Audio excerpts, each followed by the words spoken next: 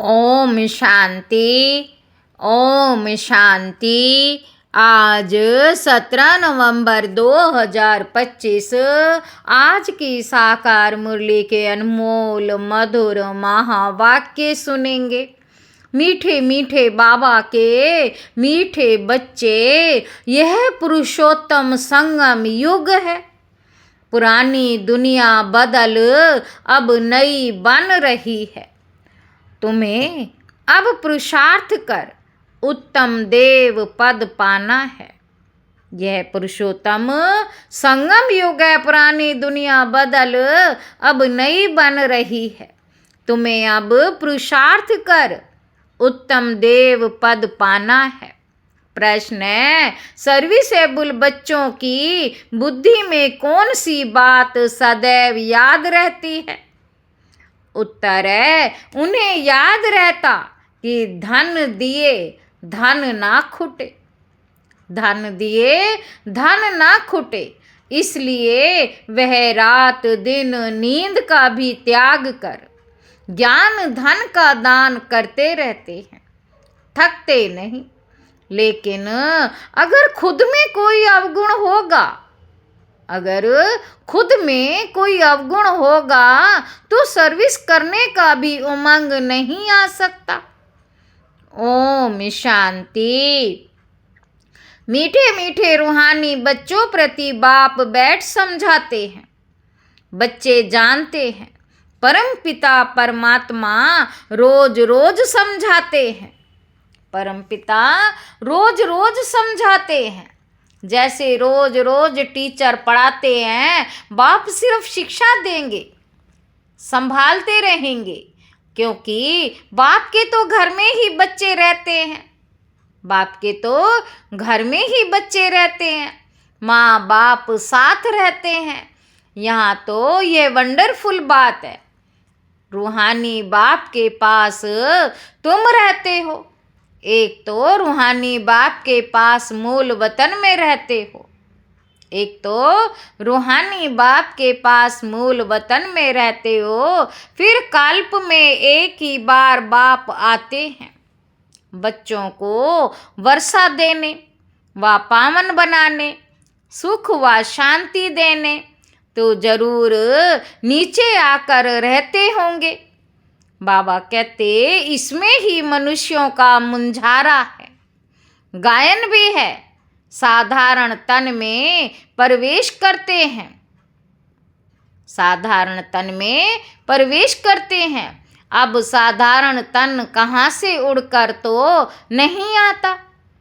बाबा कहते, जरूर मनुष्य के तन में ही आते हैं, सो भी बताते हैं मैं इस तन में प्रवेश करता हूँ। तुम बच्चे भी अब समझते हो, बाप हमको स्वर्ग का वर्षा देने आए हैं। बाबा कहते, तुम बच्चे भी अब समझते हो, बाप हमको स्वर्ग का वर्षा देने आए हैं। जरूर हम लायक नहीं हैं, पतित बन गए हैं। सब कहते भी हैं, है पतित पावन, आओ आकर हम पतितों को पावन बनाओ। बाप कहते हैं, मुझे कल्प कल्प पतितों को पावन करने की ड्यूटी मिली हुई है बच्चों। अब इस पतित दुनिया को पावन बनाना है। पुरानी दुनिया को पतित, नई दुनिया को पावन कहेंगे। गोया पुरानी दुनिया को नया बनाने बाप आए हैं। कलयुग को तो कोई भी नई दुनिया नहीं कहेंगे। बाबा कहते, यह तो समझ की बात है ना। कलयुग है पुरानी दुनिया, बाप भी आएंगे जरूर पुराने और नए के संगम पर। जब कहाँ भी तुम ये समझाते हो तो बोलो। बाबा कहते, जब कहाँ भी तुम ये समझाते हो तो बोलो, ये पुरुषोत्तम संगम युग है। बाप आया हुआ है। सारी दुनिया में ऐसा कोई मनुष्य नहीं जिसको ये पता हो कि ये पुरुषोत्तम संगम युग है। सारी दुनिया में ऐसा कोई मनुष्य नहीं जिसको ये पता हो कि यह पुरुषोत्तम संगम युग है। जरूर तुम संगम युग पर हो तब तो समझाते हो। मुख्य बात है ही संगम युग की, तो पॉइंट्स भी बहुत जरूरी हैं। बाबा कहते जो बात कोई नहीं जानते वह समझानी पड़े। इसलिए बाबा ने कहा था ये जरूर लिखना है कि अब पुरुषोत्तम संगम युग है, नए युग अर्थात सतयुग के चित्र भी हैं। नए युग अर्थात सतयुग के चित्र भी हैं। मनुष्य कैसे समझे कि ये लक्ष्मी नारायण सतयुगी नई दुनिया के मालिक हैं। लक्ष्मी नारायण सतयुगी नई दुनिया के मालिक हैं, उनके ऊपर अक्षर जरूर चाहिए। पुरुषोत्तम संगम युग ये जरूर लिखना है, क्योंकि यही मुख्य बात है। मनुष्य समझते हैं कलयुग में अभी बहुत वर्ष पड़े हैं। बाबा कहते कलयुग में अभी बहुत वर्ष पड़े हैं, मनुष्य यही समझते हैं। बिल्कुल ही घोर अंधियारे में है तो समझाना पड़े नई दुनिया के मालिक ये लक्ष्मी नारायण हैं। यह है पूरी निशानी। तुम कहते हो इस राज्य की स्थापना हो रही है, गीत भी है, नवयुग आया अज्ञान नींद से जागो, अज्ञान नींद से जागो। ये तुम जानते हो अब संगम युग है, इनको नवयुग नहीं कहेंगे, संगम को संगम युग ही कहा जाता है। यह है पुरुषोत्तम संगम युग। बाबा कहते जबकि पुरानी दुनिया खत्म हो नई दुनिया स्थापन होती, मनुष्य से देवता बन रहे हैं, राजयोग सीख रहे हैं, देवताओं में भी उत्तम पद है ही इन लक्ष्मी नारायण का। ये भी है तो मनुष्य इनमें देवी गुण है, इसलिए देवी देवता कहा जाता है। सबसे उत्तम गुण है पवित्रता का, तब तो मनुष्य देवताओं के आगे जाकर माथा टेकते हैं। ये सब पॉइंट्स बुद्धि में धारण उनको होगी जो सर्विस करते रहते हैं। कहा जाता है धन दिए धन ना खुटे, बहुत समझानी मिलती रहती है। बाबा कहते नॉलेज तो बहुत सहज है, परंतु कोई में धारणा अच्छी होती, कोई में नहीं होती है। जिनमें अवगुण है वह तो सेंटर संभाल भी नहीं सकते। बाबा कहते जिनमें अवगुण है वह सेंटर संभाल भी नहीं सकते। तो बाप बच्चों को समझाते प्रदर्शनी में भी सीधे सीधे अक्षर देने चाहिए। पुरुषोत्तम संगम युग तो मुख्य समझाना चाहिए। इस संगम पर आदि सनातन देवी देवता धर्म की स्थापना हो रही है। जब ये धर्म था तो और कोई धर्म नहीं था। यह जो महाभारत लड़ाई है उनकी भी ड्रामा में नोंद है। ये भी अभी निकले हैं, आगे थोड़े ही थे। 100 वर्ष के अंदर सब खल्लास हो जाते हैं। संगम युग को कम से कम 100 वर्ष तो चाहिए ना। सारी नई दुनिया बननी है। न्यू दिल्ली बनाने में कितना वर्ष लगा। बाबा कहते तुम समझते हो भारत में नई दुनिया होती है, पुरानी खल्लास हो जाएगी, कुछ तो रहती है ना, परले तो होती नहीं। ये सब बातें बुद्धि में हैं।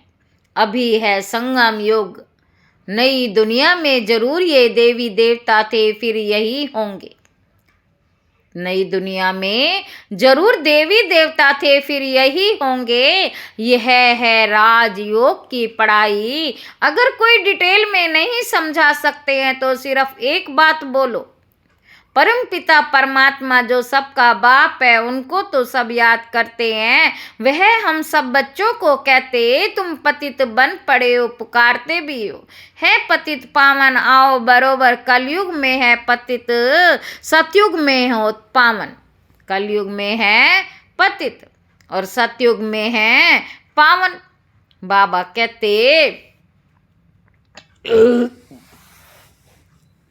बाप कहते हैं मुझे याद करो तो तुम पावन बन मेरे पास चले आओ।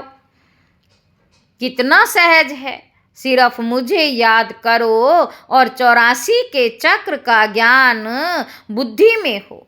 जो धारणा करेगा वह चक्रवर्ती राजा बनेगा। यह मैसेज तो सब धर्मों वालों के लिए है। घर तो सबको जाना है। बाबा कहते घर तो सबको जाना है, हम भी घर का ही रास्ता बताते हैं। पादरी आदि कोई भी हो, तुम उनको बाप का संदेश दे सकते हो। तुमको खुशी का बहुत पारा चढ़ना चाहिए। परम पिता परमात्मा कहते मामेकम याद करो तो तुम्हारे विकर्म विनाश होंगे। सबको यही याद कराओ। बाप का पैगाम सुनाना ही नंबर 1 सर्विस है।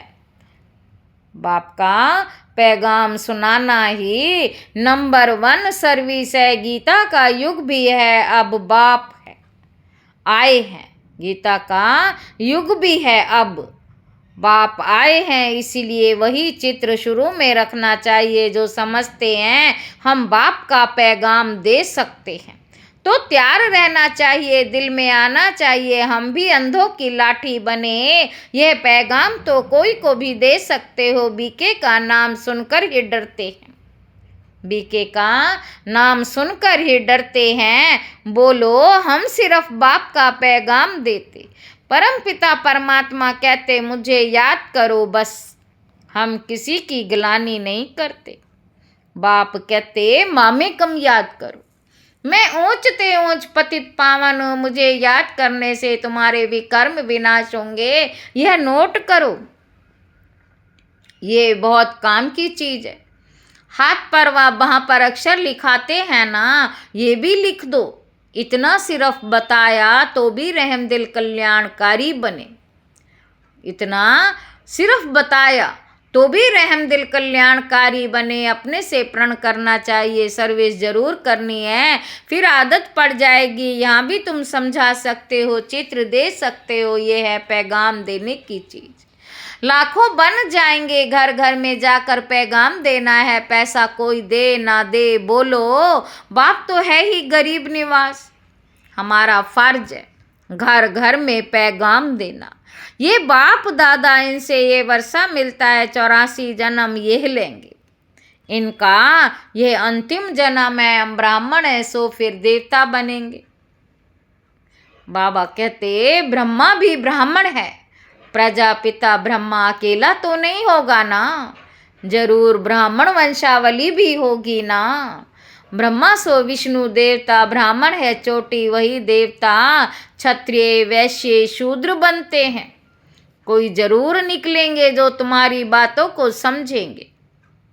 बाबा कहते पुरुष भी सर्विस कर सकते हैं, पुरुष भी सर्विस कर सकते हैं। सवेरे उठकर मनुष्य जब दुकान खोलते हैं, सवेरे उठकर मनुष्य जब दुकान खोलते हैं तो कहते हैं सुबह का साईं तुम भी सवेरे सवेरे जाकर बाप का पैगाम सुनाओ। बोलो तुम्हारा धंधा बहुत अच्छा होगा। तुम साईं को याद करो तो 21 जन्मों का वर्षा मिलेगा। अमृत वेले का टाइम बहुत अच्छा होता है। आजकल कारखानों में भी माताएं भी बैठ काम करती हैं। यह बेज भी बनाना बहुत सहज है। तुम बच्चों को तो रात दिन सर्विस में लग जाना चाहिए, नींद हराम कर देनी चाहिए।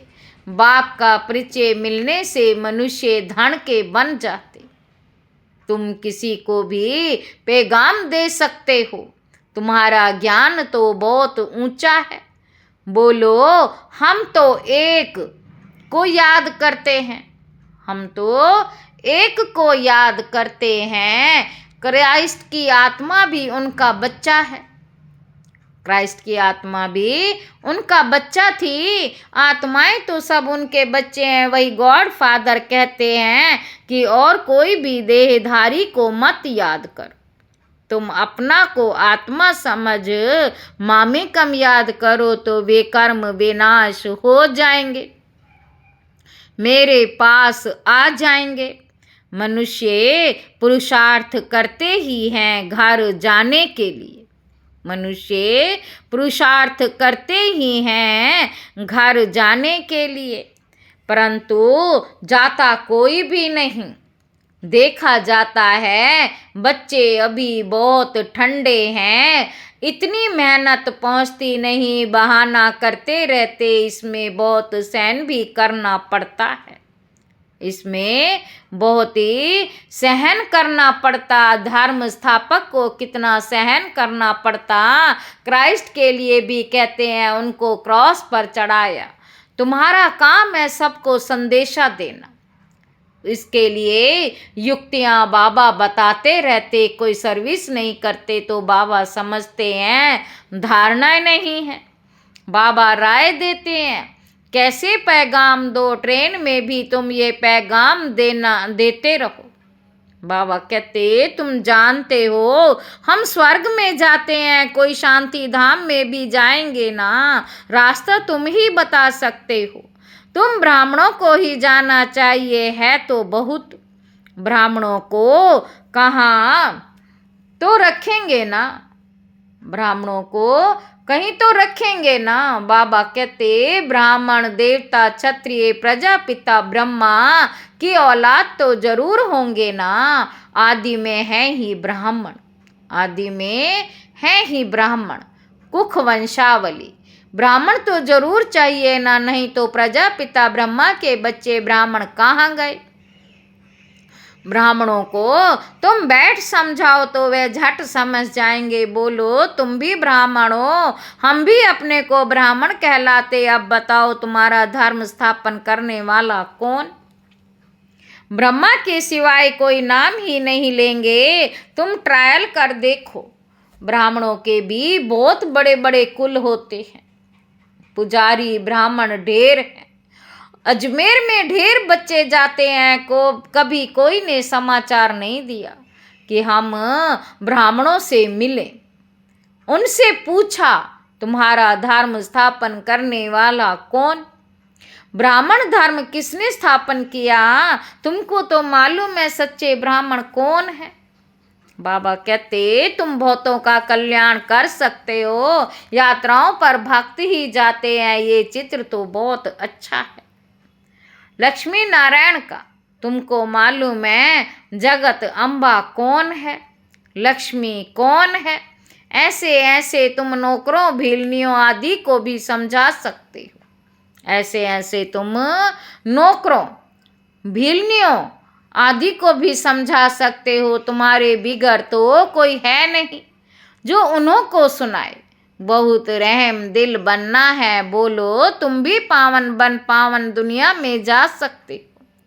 बाबा कहते अपने को आत्मा समझो, शिव बाबा को याद करो, शौक बहुत होना चाहिए किसी को भी रास्ता बताने का। जो खुद याद करते होंगे वही दूसरों को याद कराने का पुरुषार्थ करेंगे।